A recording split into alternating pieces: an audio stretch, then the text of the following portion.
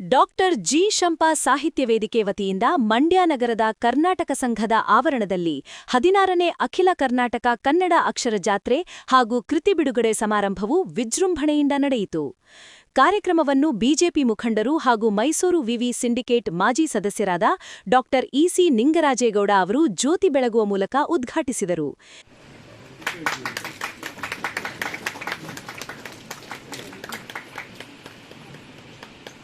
ಇದೇ ಸಂದರ್ಭದಲ್ಲಿ ಸಾಹಿತಿಗಳಾದ ಮಂಡ್ಯ ಯಶು ರಚನೆಯ ಹೊಸಭಾವ ಹಾಗೂ ವೈಎಸ್ ಮಾಣಿಕ್ಯ ಅವರ ಭಾವನೆಗಳ ಬಣ್ಣಾಕೃತಿಗಳನ್ನು ಪದ್ಮಶ್ರೀ ಪುರಸ್ಕೃತ ಅಂಕೇಗೌಡ ಅವರು ಲೋಕಾರ್ಪಣೆ ಮಾಡಿದರು.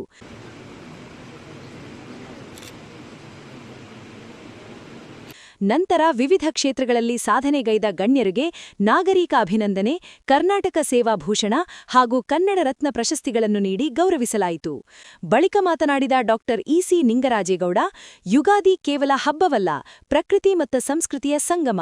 ಇದು ಸಮಸ್ತ ಮನುಕುಲಕ್ಕೆ ಹೊಸ ಚೈತನ್ಯ ತುಂಬುವ ಹಬ್ಬ. ಯುಗಾದಿ ಬಂತೆಂದರೆ ಪ್ರಕೃತಿಯಲ್ಲೂ ಹೊಸತನ ಕಾಣಿಸುತ್ತದೆ ಎಂದರು. ಅಮೆರಿಕ ಅಧ್ಯಕ್ಷ ಡೊನಾಲ್ಡ್ ಟ್ರಂಪ್ ಅವರ ನೀತಿಗಳಿಂದ ಹಲವು ದೇಶಗಳು ಸಂಕಷ್ಟಕ್ಕೆ ಸಿಲುಕಿವೆ.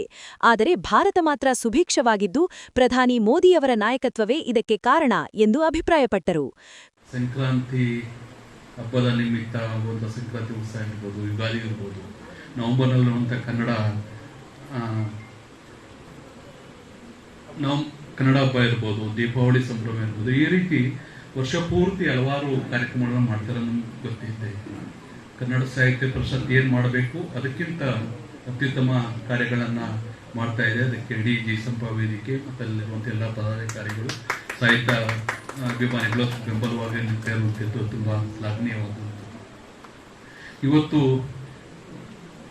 ಯುಗಾದಿ ಸಂಭ್ರಮದ ಬಗ್ಗೆ ಡಾಕ್ಟರ್ ಚಂದ್ರಶೇಖರ್ ಅವರು ಮಾತಾಡ್ತಾರೆ. ಹಾಗಾಗಿ ಆ ವಿಷಯ ನಾನು ಜಾಸ್ತಿ ಮಾತಾಡಕ್ಕೆ ಹೋಗದಂತೆ ಹಲವಾರು ಸಾಧಕರನ್ನ ಈ ರೀತಿ ತೆರೆ ಮೇಲೆಯಲ್ಲಿ ನಾಡಿನಾದ್ಯಂತ ಯಾರ್ಯಾರು ಕೆಲಸ ಮಾಡಿರ್ತಾರೆ ಅವ್ರಿಗೆ ನನ್ನ ಗುರುತಿಸಿ ಪ್ರಶಸ್ತಿಯನ್ನು ಕೊಡುವಂಥದ್ದು, ಯುವ ಕವಿಗಳಿಗೆ ಬೆಂಬಲವಾಗಿ ನಿಲ್ಲೋದಕ್ಕೆ ಸಲುವಾಗಿ ವೇದಿಕೆಯನ್ನು ಕಲ್ಪಿಸಿ ಅವ್ರ ಕವನ ವಾಚನ ಮಾಡೋದಕ್ಕೆ ಅವಕಾಶ ಕಲ್ಪಿಸುವಂಥದ್ದನ್ನು ಕೂಡ ಮಾಡ್ತಾ ಇದ್ದಾರೆ. ಈ ರೀತಿ ಮಾಡ್ತಾ ಇರೋದ್ರಿಂದ ಎಷ್ಟೋ ಜನ, ಈಗ ನಾನು ವೇದಿಕೆ ಮೇಲಿರುವಂಥ ಹಿರಿಯರಾದಂಥ ಅಂಕೇಗೌಡರು ಸಾಧನೆ ಇರ್ಬೋದು, ಅದಕ್ಕೆ ಗುರುತಿಸಿ ಒಂದು ಪ್ರಶಸ್ತಿಯನ್ನು ನೀಡಿದಾಗ ಮಾತ್ರ ಆ ವ್ಯಕ್ತಿಗೂ ಒಂದು ಗೌರವ ಬರುತ್ತೆ ಮತ್ತು ಪ್ರಶಸ್ತಿಯ ಘನತೆ ಗೌರವ ಜಾಸ್ತಿ ಆಗುತ್ತೆ. ಆ ನಿಟ್ಟಿನಲ್ಲಿ ಕೇಂದ್ರ ಸರ್ಕಾರ 2014 ಈ ರೀತಿಯ ತೆರೆಮರೆಯಲ್ಲಿ ನಮ್ಮ ಜೊತೆನೇ ಇದ್ದು ಅವಿಭಾವ ಸಂಬಂಧ ಬೇರೆ ವಿಭಿನ್ನ ರೀತಿಯಲ್ಲಿ ಕೆಲಸ ಮಾಡ್ತಾ ಇರುವಂಥದ್ದು ಪ್ರಶಸ್ತಿಯನ್ನ ಪದ್ಮ ಪ್ರಶಸ್ತಿಯನ್ನು ನೀಡ್ತಾ ಇರುವಂಥದ್ದು ನರೇಂದ್ರ ಮೋದಿಯವರ ಸರ್ಕಾರ ತುಂಬ ಉತ್ತಮ ಕೆಲಸವನ್ನು ಮಾಡ್ತಾ ಇದೆ. ಹಾಗಾಗಿ ನಮ್ಮ ಜಿಲ್ಲೆಯಲ್ಲಿ ಬೇರೆ ಬೇರೆ ವ್ಯಕ್ತಿಗಳಿಗೂ ಸಿಕ್ತು. ಮೈಸೂರಿನಲ್ಲಿ ನಾವು ಹೇಳದಂತ ಹಲವಾರು ಜನಕ್ಕೆ ಅದಕ್ಕೆ ಆಧಾರ ಒಳಗೊಂಡಂತೆ ಹಲವಾರು ಜನಕ್ಕೆ ಪದ್ಮಶ್ರೀ ಪ್ರಶಸ್ತಿ ಸಿಕ್ತು. ಹಾಗಾಗಿ ಆ ಪ್ರಶಸ್ತಿಯ ಘನತೆ ಗೌರವ ಕೂಡ ಜಾಸ್ತಿ ಆಗಿದೆ. ಆ ದಿಕ್ಕಿನಲ್ಲಿ ಕೃಷ್ಣ ಸುವರ್ಣಚಂದ್ರ ಅವರು ಮತ್ತು ಇಡೀ ತಂಡ ತೆರೆಮರೆಯಲ್ಲಿ ಕೆಲಸ ಮಾಡ್ತಿರುವಂತ ಗುರುತಿಸಿ ಇನ್ನಷ್ಟು ಅವರು ಕೆಲಸ ಮಾಡಬೇಕು ಅನ್ನೋ ನಿಟ್ಟಿನಲ್ಲಿ ಕೆಲಸವನ್ನು ಮಾಡ್ತಾರೆ. ಕಾರ್ಯಕ್ರಮದಲ್ಲಿ ಮುಡಾ ಅಧ್ಯಕ್ಷ ಬಿಪಿ ಪ್ರಕಾಶ್, ಪತ್ರಕರ್ತರ ಸಂಘದ ಜಿಲ್ಲಾ ಉಪಾಧ್ಯಕ್ಷ ಚಿನುಕುರಳಿ ಲೋಕೇಶ್, ಡಾಕ್ಟರ್ ಮೋಹನಕುಮಾರ ಶಾಸ್ತ್ರಿ ಸೇರಿದಂತೆ ಹಲವರು ಉಪಸ್ಥಿತರಿದ್ದರು.